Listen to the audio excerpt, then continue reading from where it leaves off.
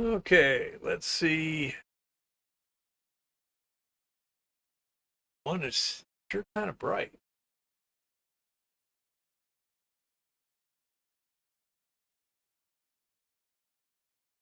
Too bad. Boy, it sure. Oh, try that. Okay, that's acceptable. Howdy, everybody. Sound check, video check. Do I check out? $64 silver. Yep, Eva's been smiling a lot this week. Oh, got Eva's attention. I agree, David. Eva's coming over here to say something about something. Morgan silver dollars, $2 under melt. Yeah. Gonna get more. Back up the truck.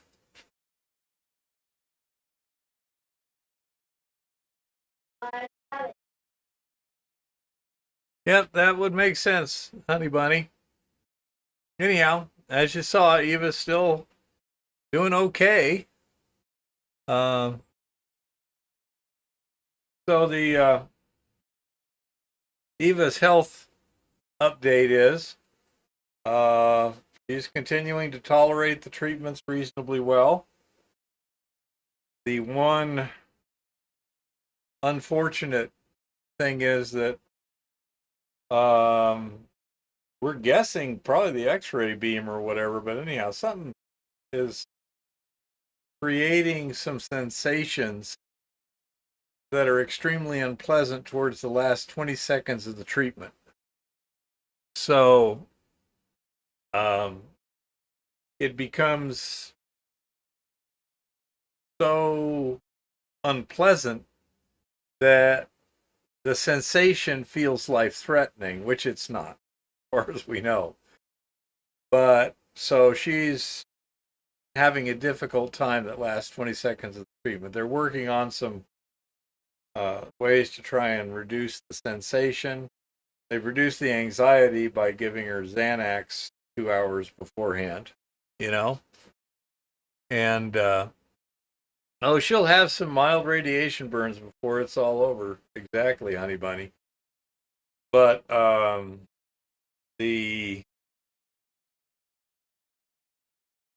medicine they're giving her too, the monoclonal antibodies, cetuximab, that also has some symptoms which at the moment are not very significant at all. She's starting to notice things that they told her would happen. There's changes to taste, changes to the amount of saliva, changes to ease of swallowing, none of which are seriously compromising anything at this point. So she's, I say, she's dealing with everything okay.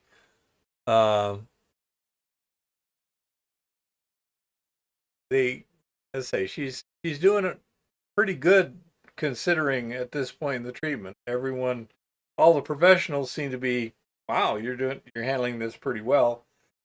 And as a matter of fact, the lady from the radiation doctor was commenting on how well her skin is holding up. I mean, it looks normal to me, you know. But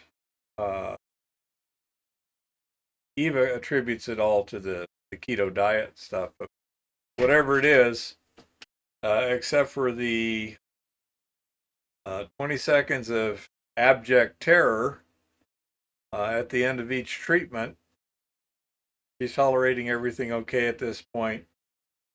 It's expected that things are going to get more unpleasant as time goes on. She did notice one thing that was quite strange today.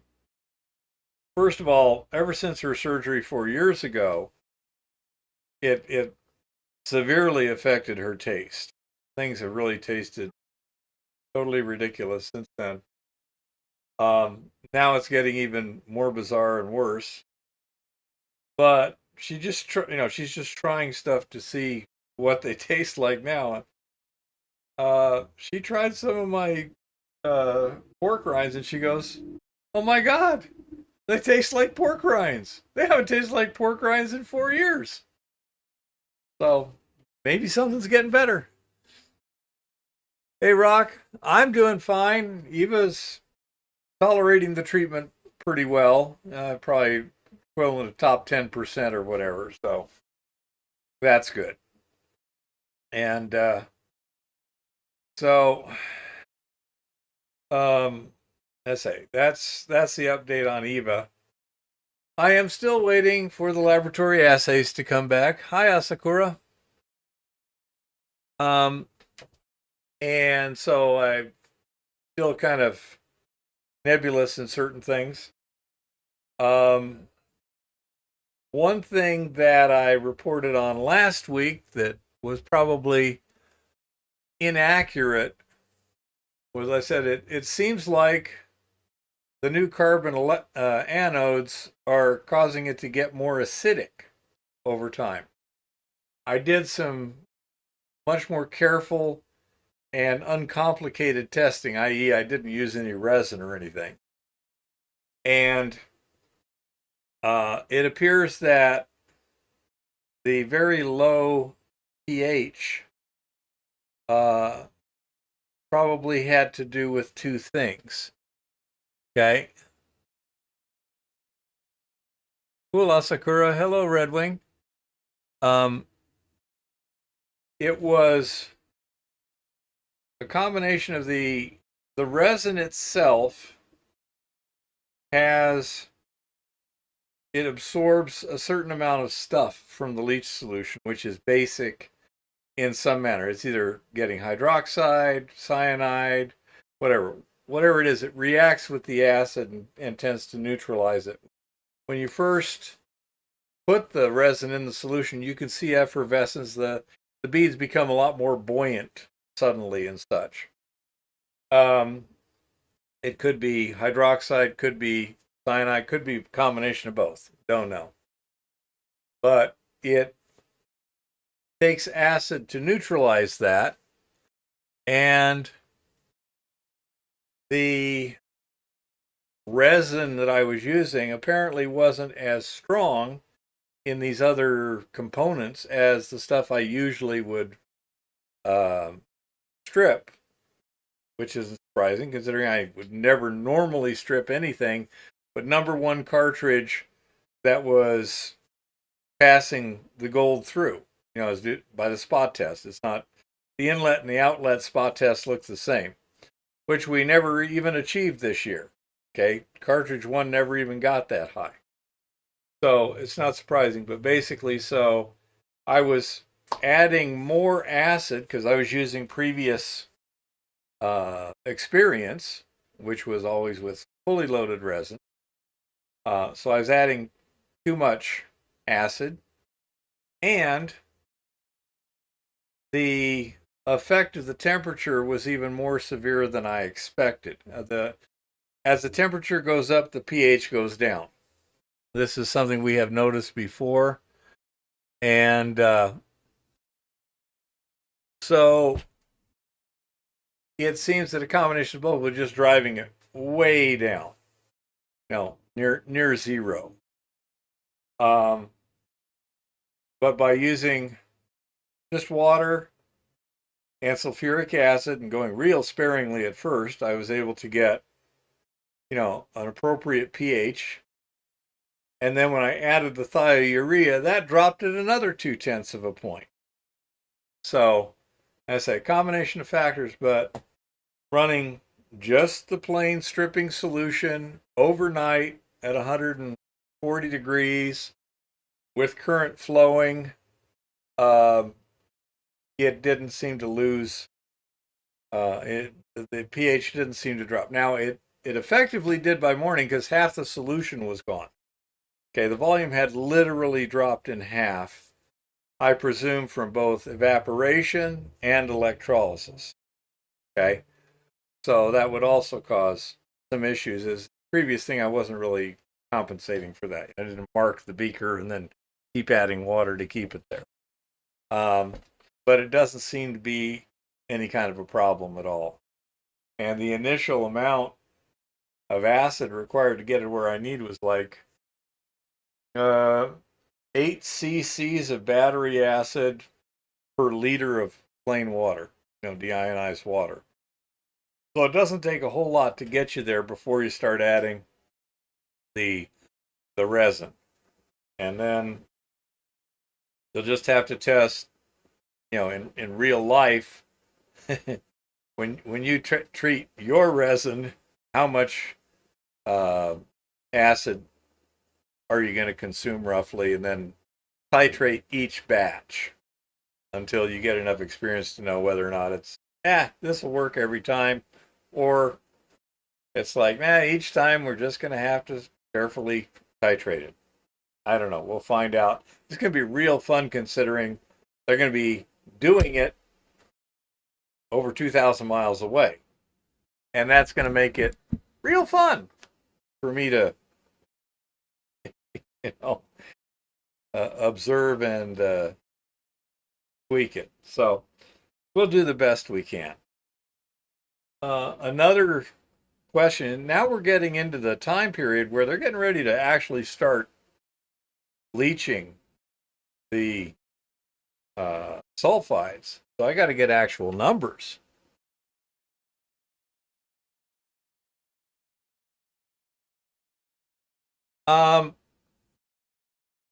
I wouldn't be surprised if a little bit of carbon isn't going off, but carbonic acid is not going to get you below pH of 1, I don't believe. Okay, I'm pretty sure it's a weak acid, and we're shooting for a pH of 1. And I was overshooting before. I mean, I was getting things like pH of 0.3, So that carbonic acid doesn't seem to me to be a potential complication.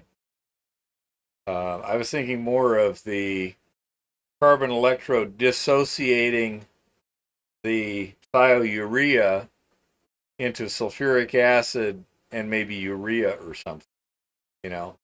The remaining thio part.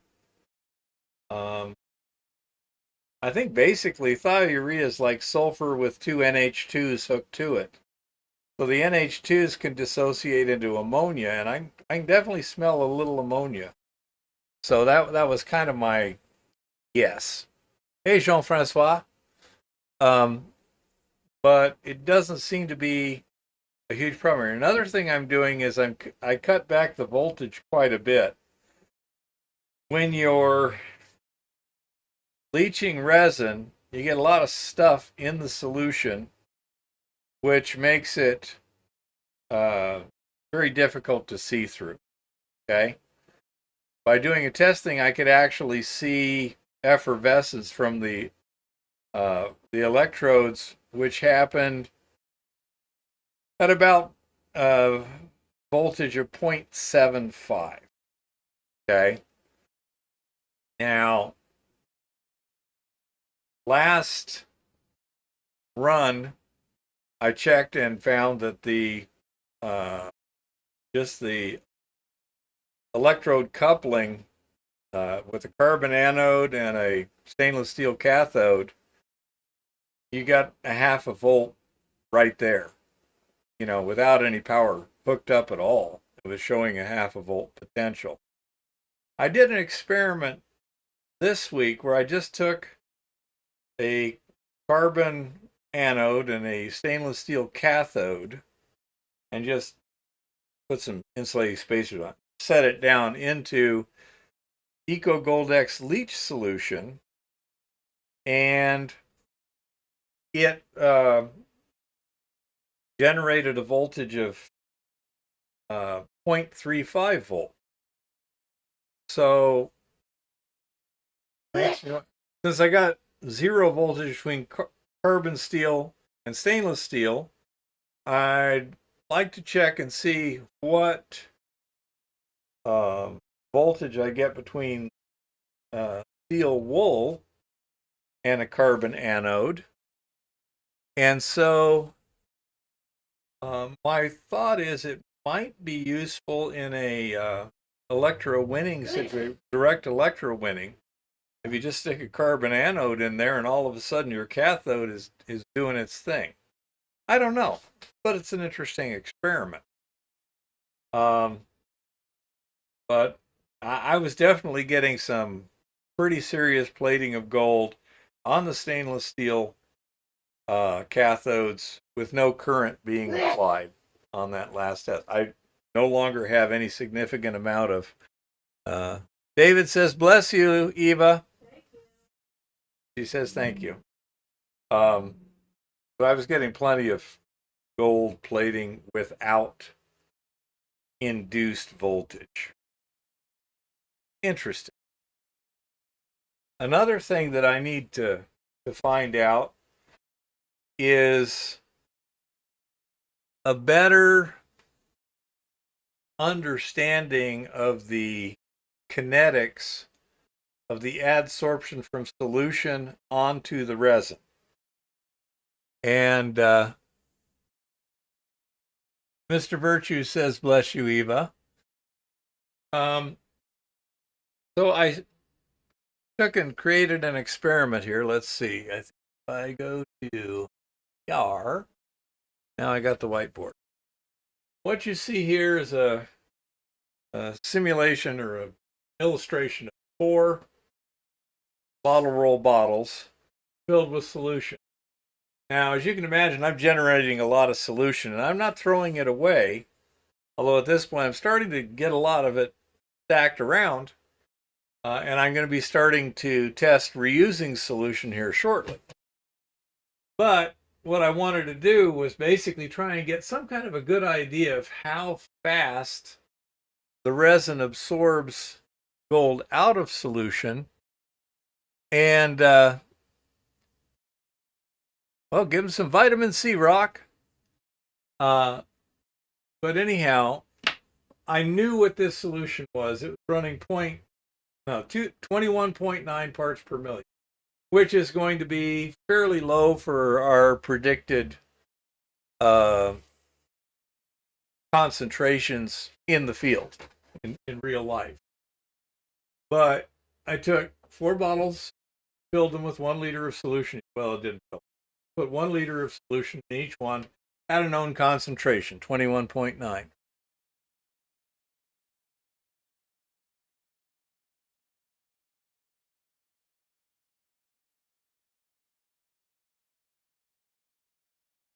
I haven't got a solution to that, Jean-Francois, at this point. They say it can be neutralized with bleach, and I know cyanide can be neutralized with bleach. So I presume if you used sodium hypochlorite in the proper way, you should be able to neutralize it safely. You might want to talk to John about that. And just say, what's the best way to neutralize the Eco Gold X? John also said that the Eco Gold XO does not need neutralization before zinc precipitation. I don't know. I haven't experimented with it yet. You might be able to do direct electrowinning from the O version. I'm not sure what the difference between the O and the S is. Oh, whatever. But anyhow, so I took these bottles, I put in 2 grams of resin for 1 liter of solution. And this is kind of like an industry standard 2% is what they often use. Okay. Don't know if it's the optimum or anything. So I put 2 grams of resin in here. I rolled it for 6 hours. Then I screened this resin here, moved it to the next bottle, and put fresh into this one, fresh resin. So now I had fresh resin with depleted solution and partly loaded resin with full strength solution for what this is, as they basically 20 parts per million. Ran it for another 6 hours and then did the same thing. Ran it for another 6 hours, then did the same thing. Now I have 4 batches of solution and 4 batches of resin that have done a whole bunch of different things here. I can assume that this resin here is in some very depleted solution. This is in less depleted. If this solution here is almost completely gone and these are basically gone, it's like, wow, this stuff works quick.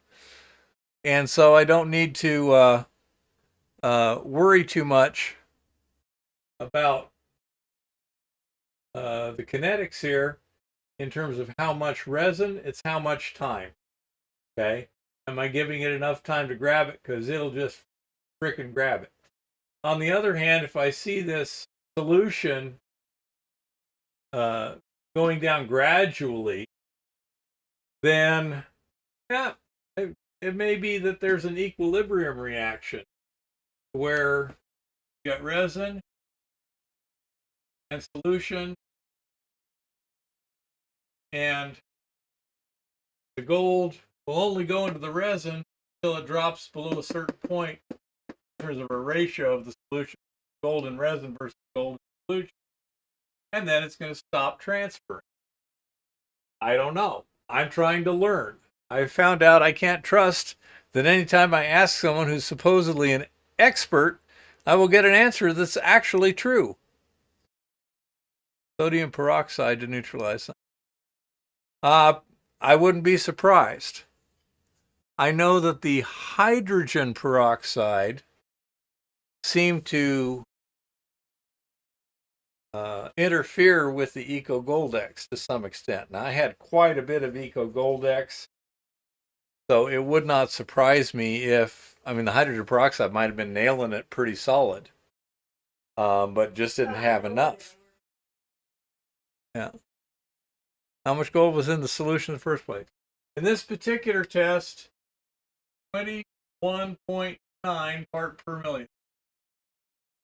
Now, I'm assuming in real life, we're going to be doing something more like 75 part per million. Okay. I've got 150 parts per million in the sample of sulfides that I have. So that's what I'm doing. Now, that can vary tremendously. Okay, so basically it looks like you want to go at least a 2-to-1 liquid to solids ratio. It gives much better recovery than a 1-to-1 ratio. I'm not sure exactly what the details of the dynamics are, but if I used a 1-to-1 ratio, I was recovering about 50 parts per million recovered from the rock. And if I went to a 2-to-1, I was getting more like 110 parts per million recovered from the rock. Okay? So, big difference. Not sure exactly why. From a realistic standpoint, unless you're using it to adjust even better, doesn't really matter.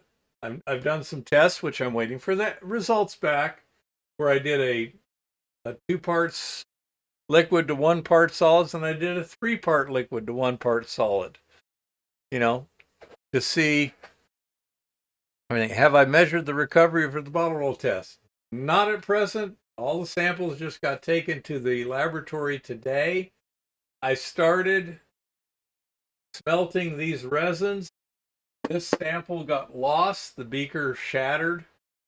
And so I lost that sample of resin, but it's the least interesting one. One thing I did notice was that all these samples of resin, when dried, this was 1.15 grams of dry resin. This is 1.15 grams of dry resin. This was 1.15 grams of dry resin, and this was 1.19 grams of dry resin. Clearly, attrition hasn't been doing bad things. I think it's perfectly reasonable that as that resin worked its way through, as it got to each bottle first, it grabbed stuff out of there, and that's an actual indication of how much stuff it actually recovered. It may not be. Some of this may be simply um, sample weight variability. I didn't weigh these resins with super high precision because if I change the amount of the resin in that batch, it's probably not going to change the amount of gold that that batch recovers very much. I'm checking the solution also, so I got a double check. So I wasn't super precise in the measurement of these samples of resin. But I found it interesting that all these three came out identical with the exception of that one. So currently, this result is in a button ready for cupelling. This one here is in a button at the bottom of the cone mold ready for cleaning and cupelling. This is in a crucible ready for smelting into a button, and this one has been lost. All of these solution samples are at the lab now, queued up for testing, which will probably happen in the next 2 or 3 days. He's running way behind. He bought a new ICP. It took a couple, 3 days for the tech to get it all up and running properly and stuff, and now he's got a whole bunch of backlog he's dealing with. So, it's going to be a few days before I get any answer. But we should be able to get a pretty good idea of what happened there. I have more confidence that these solution samples are going to be accurate to within a high degree of precision than the resin sample. Okay? It'll be interesting to see how well things correlate. Another problem I have is with the resin samples, I cannot tell you how much gold versus how much silver. I can make an estimate, but you could have like 75% gold, 80% gold, 85% gold. It's hard to tell by eye. I can measure that bead to within theoretically 1,000th of a gram. Although, again, I don't know how much a cheap Chinesium scale that costs less than $50 is, but I wouldn't want to wager very much money on it.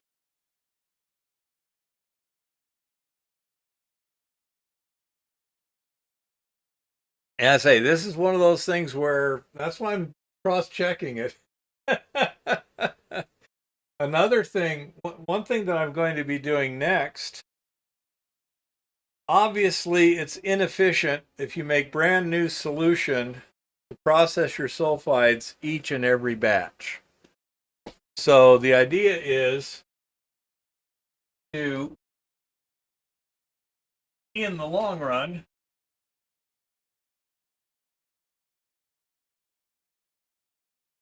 got batch, liquid, solid, resin in there too. Do your thing, the resin gets the gold, you got the liquid, you got the solids. Just let it settle, decant the liquid, use it for the next batch.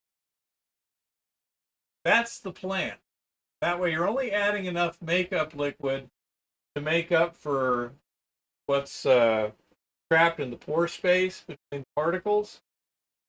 And I suspect that once we get into reality, this is going to tend to be damp or wet to begin with anyway. Okay, because it's coming out of a mill, coming off of a table. So I presume there'll be very little pore space taken up. So we would very quickly wind up with a disposal issue if we didn't reuse our solution. Preliminary testing that I've done to this point also indicates that at high concentrations of Eco Goldex, you're only using 10 to 20% of the Eco Goldex that's in that solution before you're done with that batch. And so I presume that you can recycle that Eco Goldex pretty effectively to some extent. Now, one of the issues is we're planning on using a hydrogen peroxide pretreatment, and as Brock has noted, peroxide Eco Goldex may not work too well. The pretreatment that I have planned is you take your batch of material, stockpile, put it in your ball mill.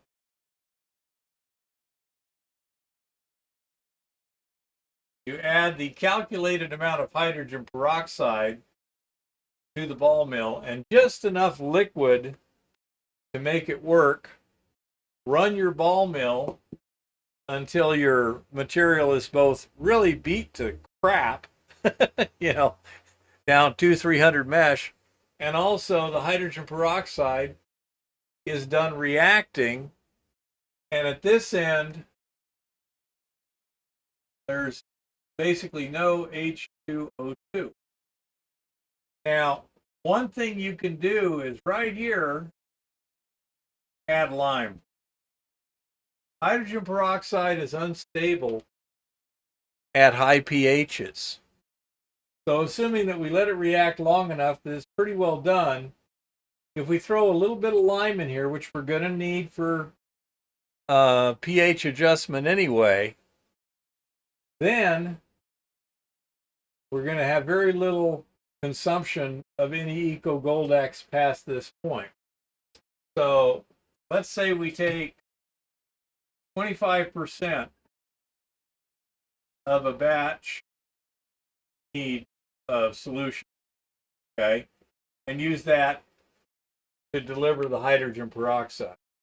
Looks like we're probably going to be using 20% hydrogen peroxide down there, okay. We can get up to 50% hydrogen peroxide easily, but they can dilute it to whatever we need. My research indicates to me that things over 25% can start getting significantly hazardous. You can start making explosive compounds accidentally. Don't know how, don't know why. I'm dealing with people who are not highly trained. Okay? So, I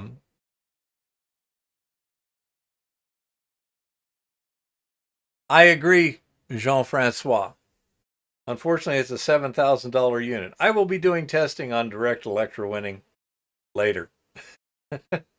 In order to direct electrowin the solution, we'd have to do a solid liquid separation too and come up with a clean solution before we did that. With the resin and pulp, we can deal with ugliness, dirty. But anyhow, the idea is take this enough to just wet that material, throw in enough hydrogen peroxide at 20% hydrogen peroxide to react with that material, let it react, neutralize the hydrogen peroxide, and then throw in like 75% of a batch volume of solution. Again, this would be recycled. And at that point, you're going to have to do probably plus Eco Goldex makeup. I haven't been able to ascertain what the optimal solution concentration of Eco Goldex is, although it does seem to be pretty high to get fast kinetics. And how much is actually going to be consumed here. But add enough Eco Goldex to get us where we want to be. I presume that any residual Eco Goldex in this wetting solution is going to be destroyed. Okay? I'm pretty sure the hydrogen peroxide is going to pretty well trash it. But that's better than creating a whole bunch of waste solution that you got to throw away somehow. At least that's the, the first iteration of the plan. These are the numbers that I've been dealing with. For his stuff here, the amount of hydrogen peroxide required, if you're using the stuff from Walgreens, about 1 cc of hydrogen peroxide per gram of sulfites. Okay.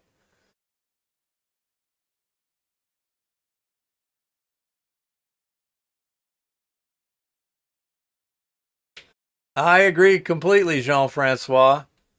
I saw the video of that direct electrowinning cell, and my thought was probably would work fine. I can probably build something that'll work just as well for a whole lot less than $7,000. That's my guess. It's entirely possible, Honey Bunny. I don't know, but then you'd have to buy oxygen. You could also just sparge air in it. If you had, say the hydrogen peroxide could work somewhat catalytically, you could probably just sparge air into there and get enough oxidation eventually. What your speed is, what your efficiency is, things like that would have to be determined. But air is a real cheap source of oxygen. You might even, instead of concentrated oxygen, you might even make ozone. Yeah, I like the ozone because that is going to be really reactive. So it might be best to have kind of a thing where the ball mill kind of recirculates the solution a little bit and an ozone generator. I don't know.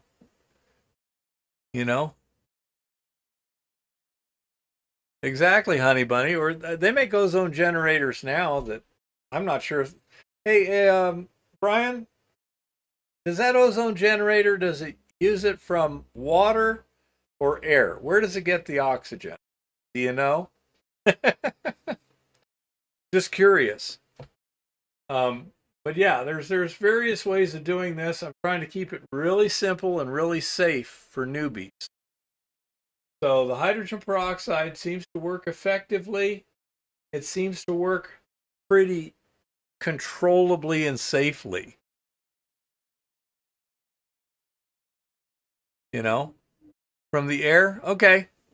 So I say that's something that could theoretically be bubbled into the ball mill. You take the ozone generator and send the output into the ball mill. Might work just fine, especially in the long run. But the ball mill is going to drastically reduce the size of the particles. Okay? And that's going to speed up the kinetics dramatically. We're going to break the sulfides down with some kind of oxidizer. That's going to speed things up. We need to make sure that said oxidizer doesn't attack the Eco Goldex when you're done ball milling. But the idea is to ball mill it for, say, 2 hours. We're talking 100 pounds. I would imagine if you're ball milling something, a 100-pound charge for 2 hours, it's going to be pretty damn fine. Okay? And with the hydrogen peroxide working, I'm also not sure how much the kinetic energy added by the impact of the balls may or may not speed things up. I have no idea. Energy's energy. I don't know enough to be sure on this thing.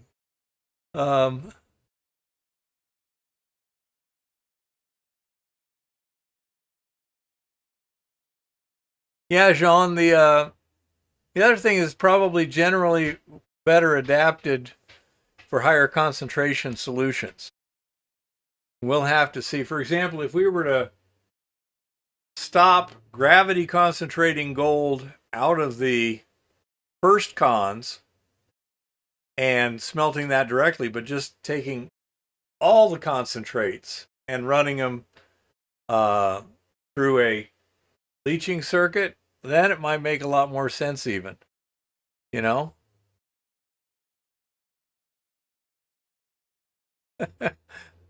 Wow, that's pretty serious, Jean-Francois. Do you have any idea what voltage he's using on that thing? But this is what we're doing. I've got a good estimate of how much hydrogen peroxide we need. I know that the lime can be simply used to adjust the pH and eliminate the hydrogen peroxide after the pretreatment.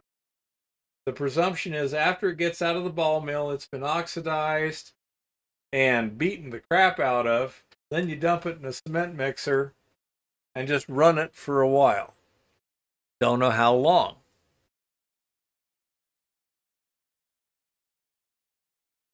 I don't know, honey bunny. We'll have to see if that's a problem or not. But anyhow, once you dump this out in the cement mixer, it's much finer, etc. Then you'll add more liquid and Eco Goldex. Start your agitation and run it until the calculated time is up. Hello, Richard. Oh, Richard Renault. How's it going? Haven't seen you in quite a while. How's the mine going over there? You still got that? Is it working? Uh, that was an interesting situation over there. Sorry I couldn't help you more on that. That's an interesting mine. But anyhow, so once you've leached it now, currently the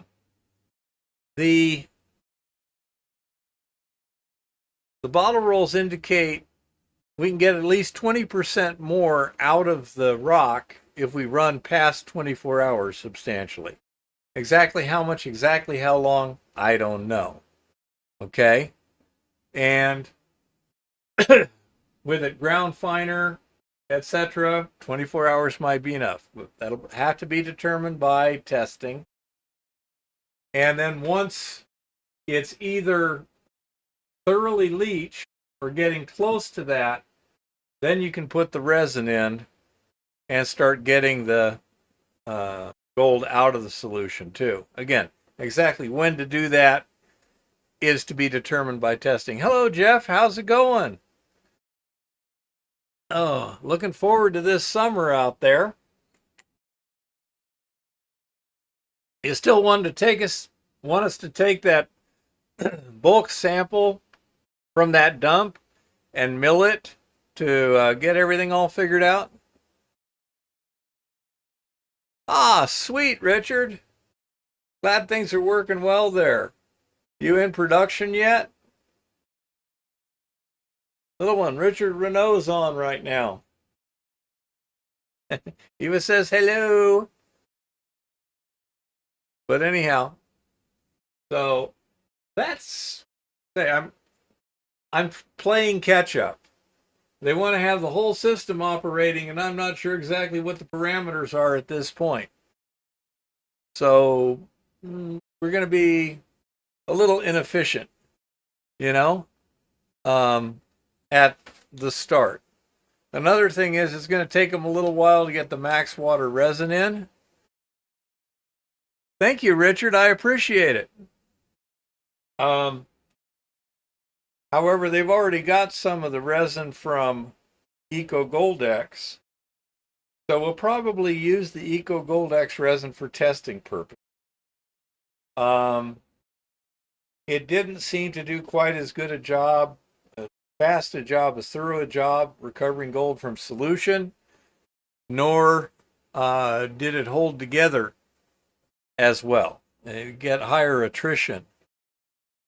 And so it's not ideal, but whenever you're doing testing, nothing ever works right anyhow. So to save time, we could use that to run test batches and kind of confirm X, Y, and Z. It's really not that cold right here right now, Jeff.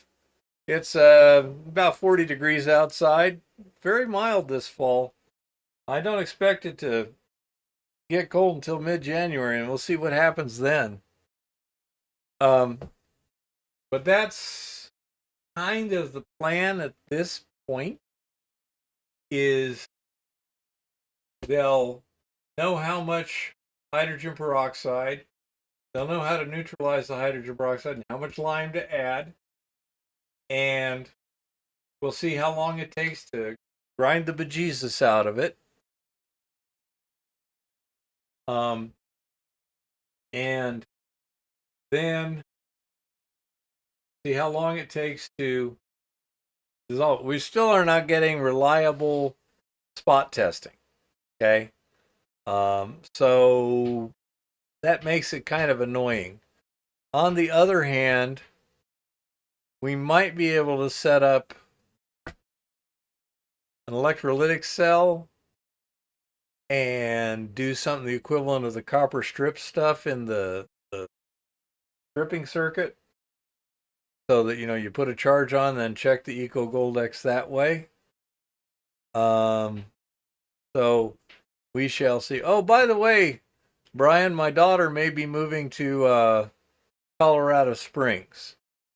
We shall see what we shall see. The company she has been working for several years in Vegas lost the government contract.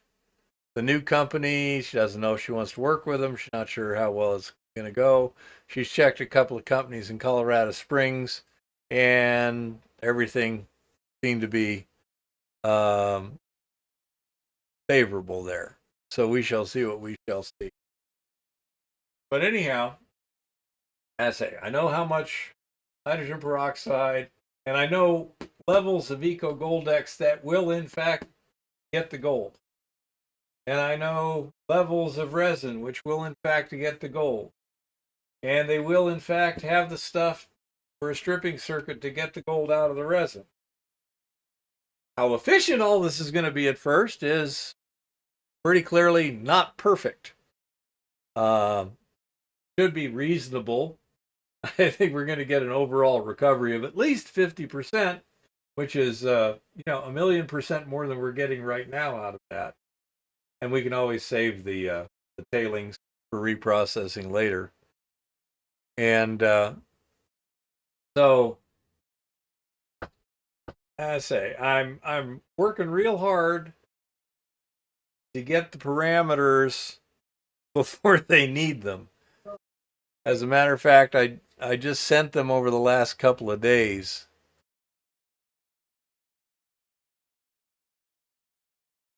Yeah, Jason's pretty tough dude. But it's going to be interesting to see how well I can tune in a process from thousands of miles away without a direct measurement of the system itself, without having a reliable spot test or whatever. Let me see. Get on that. Why does everything like that?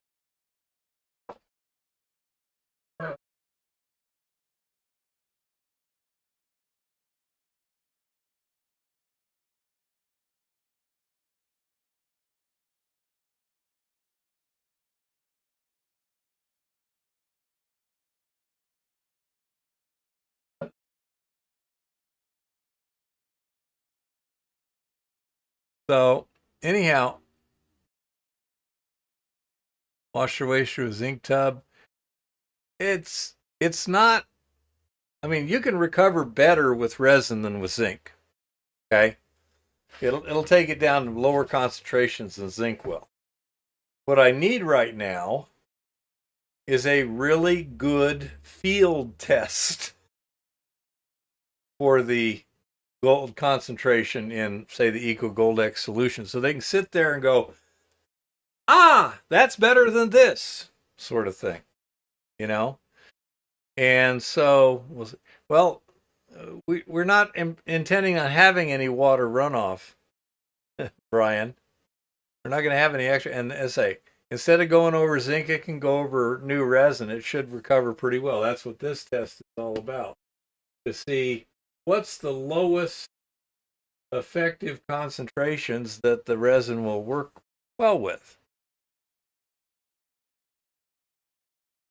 Yeah, that'd be fine. But you know what, Doug? I ain't got one. I don't know who to recommend, and they don't have an extra $20, $30, $40,000 to set up a decent lab. We got to get this going now, then we'll worry about it, you know? And I say that's the sort of thing that we've got effective tests for what we did with our mill. We have effective tests for the stripping circuit. Now I need to come up with an effective test for a more concentrated EcoGold-X solution.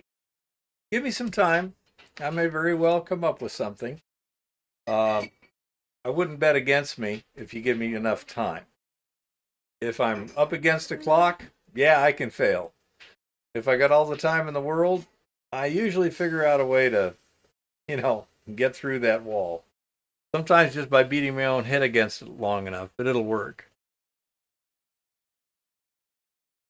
Yeah.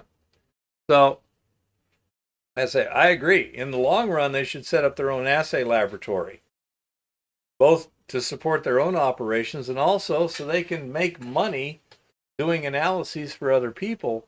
Because another thing is, if you're an assay lab, you know what's going on. You know what everyone's got. You know what's good, what's not, because it's coming to your lab. You know who to go, dude, that was some pretty good stuff. Do you need help on that? It's a really good way to check out the scenery, So that's a really good idea in the intermediate term as a good laboratory. I agree. But we need it this week, not next month. This week. It's got to be running. That's the deal. I'll say that limits things. Oh, exactly. It's gathering intelligence on the what do you call that? The battlefield, or potential battlefield. There's lots of ways of doing it, but one of the best ways is if you're the guy selling ammunition, you're going to get a good idea who the guys are with guns. So, that's it. I'm always working with severe limitations. That's just the way my life is. If they had $1 million to spend on this just for general stuff, they wouldn't be talking to me, and I wouldn't blame them. There's lots more knowledgeable people than me, and they charge a hell of a lot more money and would not work under these conditions, guaranteed. They would require a good lab and a lot of samples and this and that and the other, and it's just not available at this time for this operation. Yeah, this is far from ideal. Abso-frickin-lutely. But that's the niche that I always wind up operating.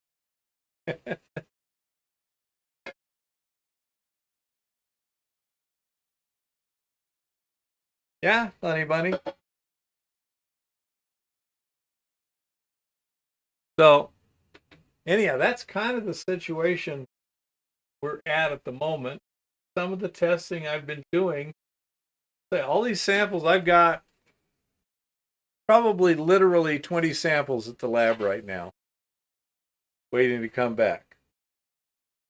So, I've been trying to think of testing which I can do without the guidance from the last series of tests. It's frustrating because if I had the stuff from that test, then I'd know what I need to do next. Without the stuff from that test, I'm not sure which way to go. That sort of thing. So it's a bit frustrating, but I have been able to stay busy and productive, uh, dealing with things that I don't know that we need to know anyway. So I say that's kind of how it's going in general. The resin and pulp has been getting results down to consistently 4 parts per million without a problem. Clearly, you don't want to be throwing away 4 parts per million, but if you're reusing it, it's not a big deal.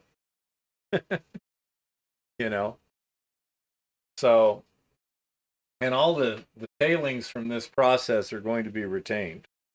None of that stuff's going to be thrown away at all. It's going to be segregated and retained. So we shall see what we shall see. But overall, making, I think, good progress. We're in a fairly decent spot to continue to make progress. It's a little frustrating personally right now because Jared flew up there on Friday, I guess. I've been sending him emails and stuff. I haven't heard anything from him since Friday morning.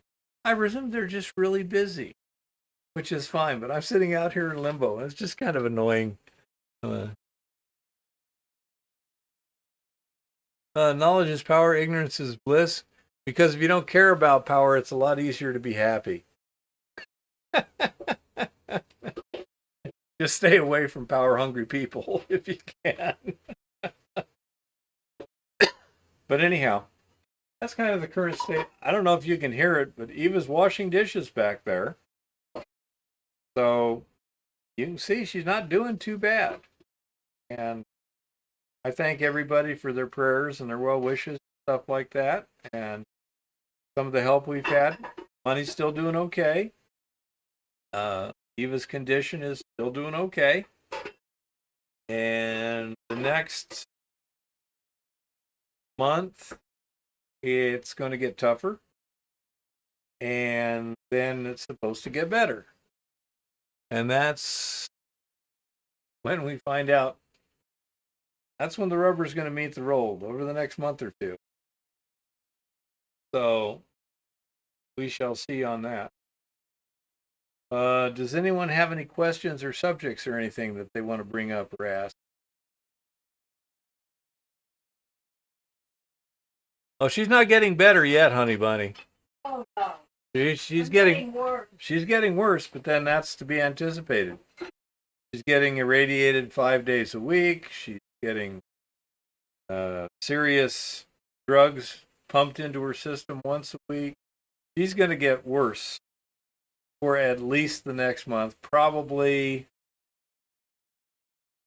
I would imagine she's not going to show any kind of a real turnaround until 2 months from now. Okay, that's my guess. I don't think it's. I say I wouldn't expect to see her get better. In the before then. The question is, how bad is she going to get before then? Is the question. So we shall see. No way to predict exactly what's going to happen, but the doctors are highly confident she's going to be a whole lot less comfortable shortly.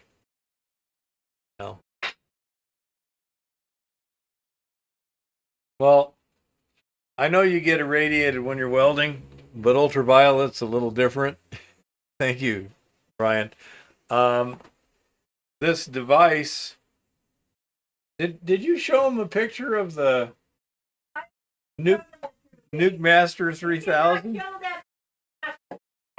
Pardon? Can you bring your smartphone out here sometime and just show them the Nuke Master when you get a chance? Okay. Well, Eva assures me she'll send us a picture of the Nuke Master 3000 and we can show it to you next week. It's been decorated for Christmas. It actually looks kind of cute. It doesn't. They can look it up. It's called a Vivian Ruby. Yeah, but it doesn't have the Rudolph accoutrement.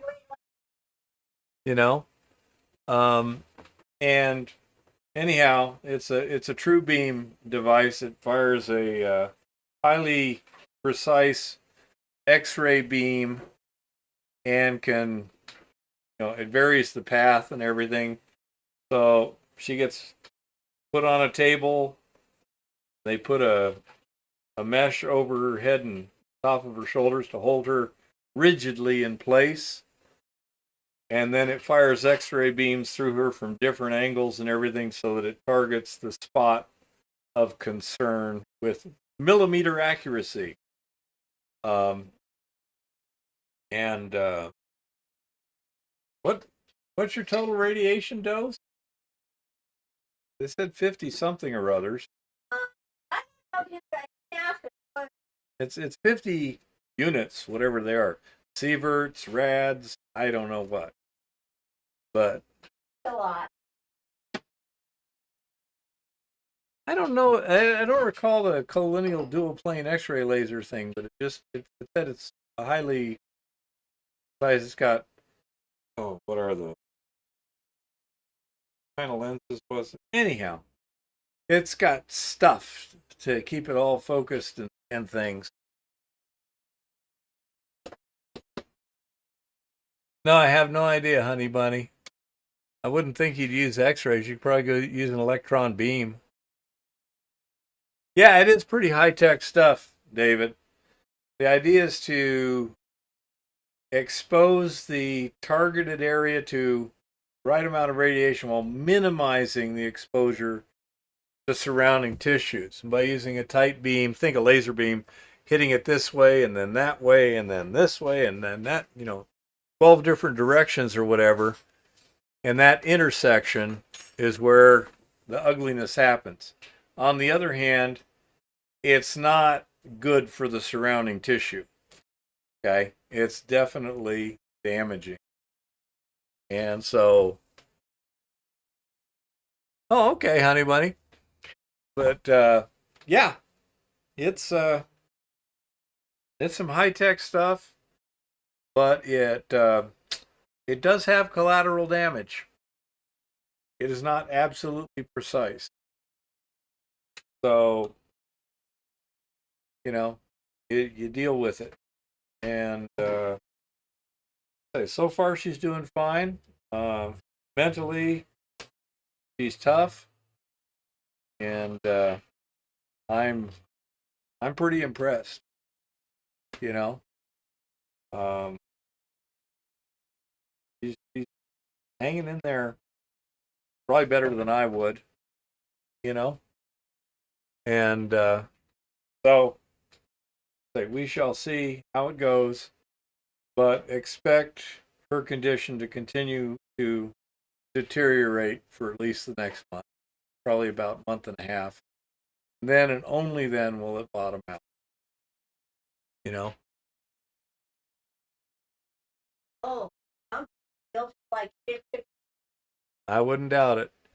Yeah, well, Eva's nickname for Dr. Capino is Dr. Glow in the Dark. So she's maintaining her sense of humor. Um, Everyone's impressed with her ability to handle words. uh, so, as I say, that's the situation there. Of course, my job's pretty easy, so I'm holding up okay, no problem. Um, and we'll just flying by the seat of our pants here. Hey, Gene. Are you the Gene from Bozeman or a different Gene? I forget. But anyhow, that's what's going on here. And I've been busy doing some testing and writing up some procedures in general. And trying to keep the procedures written before they need to be read. it's it's an exercise. California? Okay. Uh Thank you, David. Anyhow, so he was happy with the silver price. Monty Python has been a very good thing. It's something um, she can focus on. She can worry about him, and sometimes she's just over there by the aquarium on her terrarium on her smartphone, watching him. He's getting out a lot more at night now than he used to. He used to pretty much just sit in his hides, very little moving around. Now he's doing a lot more exploring and stuff. And we're trying to figure out how to tell when he's going to eat. Over the last 2 or 3 weeks, we've wasted 2 or 3 critters because thought he was hungry, put him in there, didn't eat him, and we were using frozen uh, mice and rats and stuff. Once they've been at room temperature for several hours, they can get spoiled. So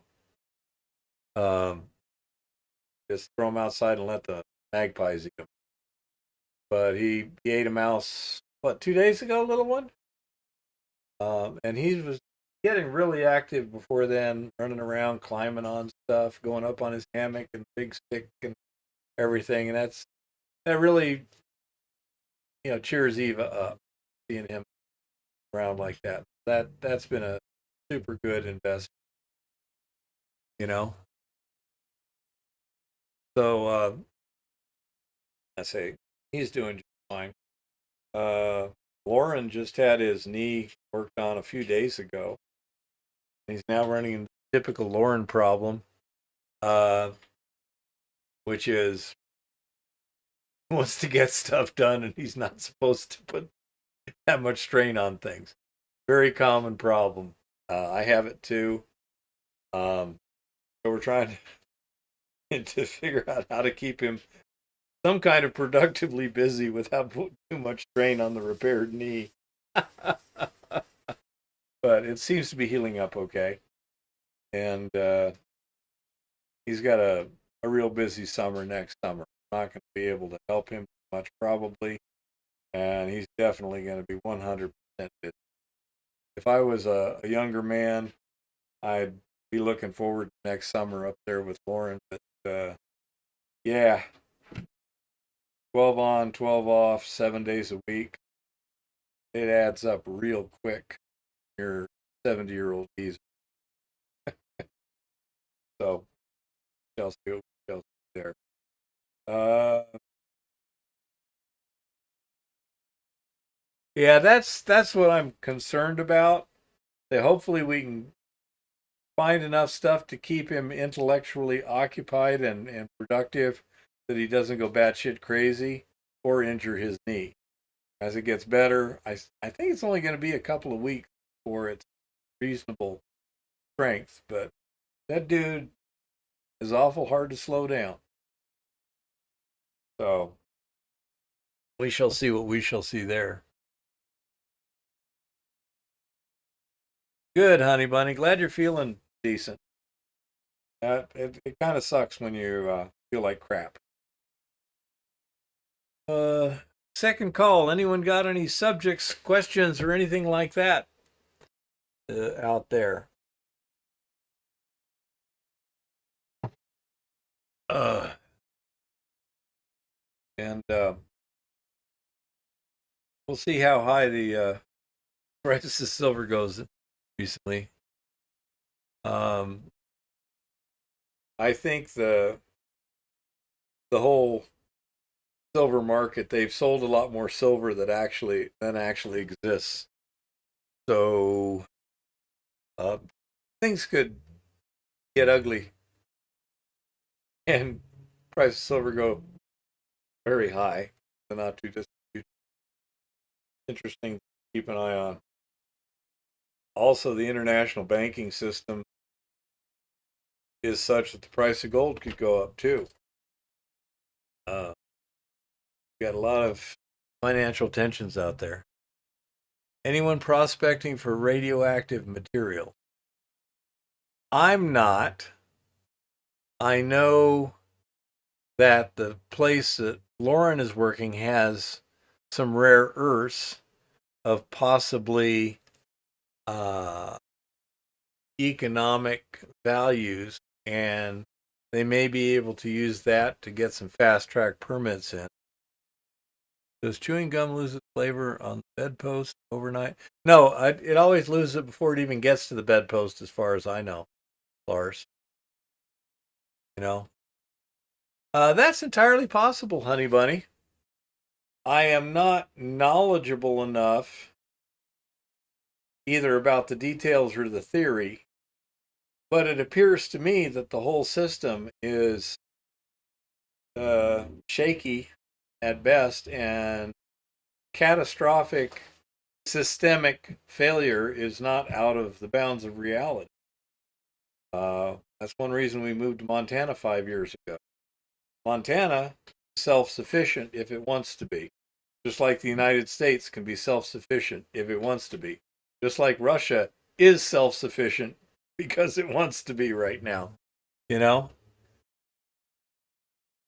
And so, um, I say that's something that some places with a little bit of effort can do that. Other places can never be self-sufficient. So, usually, I think Europe is in big trouble. I think uh, Europe has dug a hell of a hole, and I don't expect them to get out of it without a whole lot of problems. Okay, um, I just don't see it happening.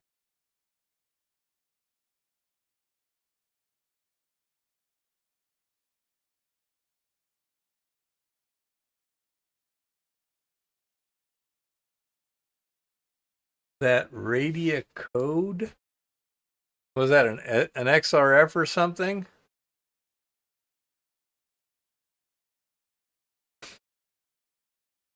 Because I'm not sure. I'm skeptical about XRF in terms of some of the stuff that can be, uh, interference, stuff like that. But I'm not sure what a radio code is, so I'm not certain.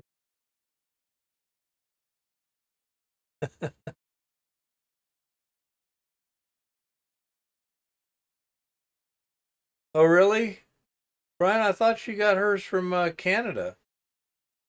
Gamma spectrometer. Huh. I presume it has a source, and then you're looking at the kind of like X-ray fluorescence, but it'd be gamma ray fluorescence, or is this a emitted gamma rays from radionuclides? I don't dare do anything on the computer right now because Eva's got it all set up, and I'm not sure how to run this particular program here. Uh, Russell Gulch, Colorado, huh? I thought it was someplace up in Canada. Oh no.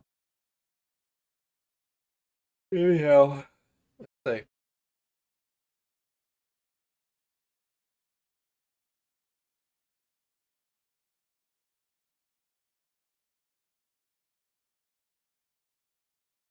up the hill from Central City, huh?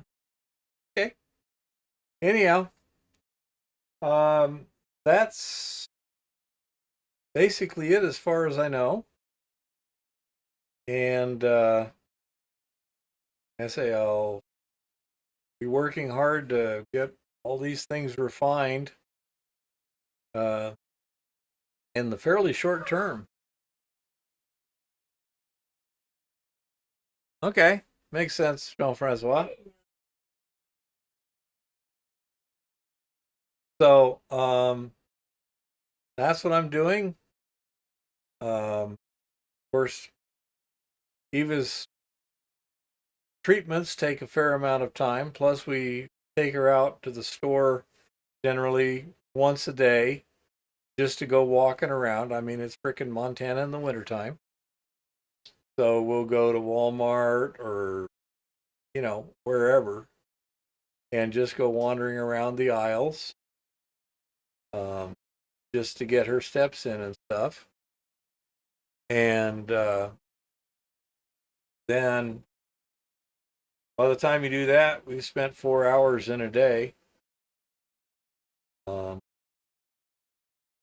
Mondays, we left the house today at 11:30, got back at 4:30 in the afternoon, 4:45, something like that. So it does take a fair amount of time, uh, but it's not punishing or anything. It's punishing to her because of the treatment. So um, that takes up time, but that's what I'm doing. Uh, Getting all these tests done. It's strange not to hear the bottle roll going. I say the next thing will be to start testing um, used solution and see how well that works. But I've run out of the as is sample. Now I'm going to have to take some other samples, and I've got a bad choice. I've got fairly good bulk but low grade, or I've got a smaller amount of higher grade material. So I don't have a good. I had a 40-pound sample that was all pretty much the same stuff. Not anymore. So we shall see. I need to get going on that and seeing how well that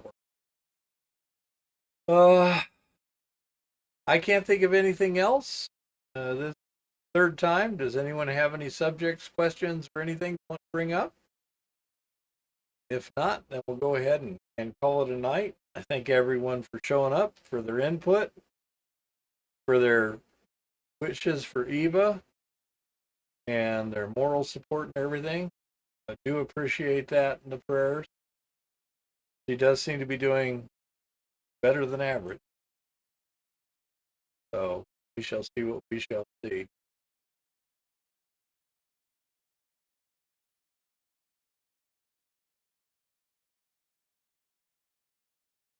I would imagine, Gene. Yep. Okay, I guess we'll call it a night here. Happy prospecting. Keep it safe out there. Wintertime's getting ugly. Watch the roads. Take care of yourselves. And I'll be back here next week. And hopefully we'll continue to have good reports. So, good night, everybody. Happy trails. Bye-bye. I already said it. Oh, let's see. Gotta go stop stream.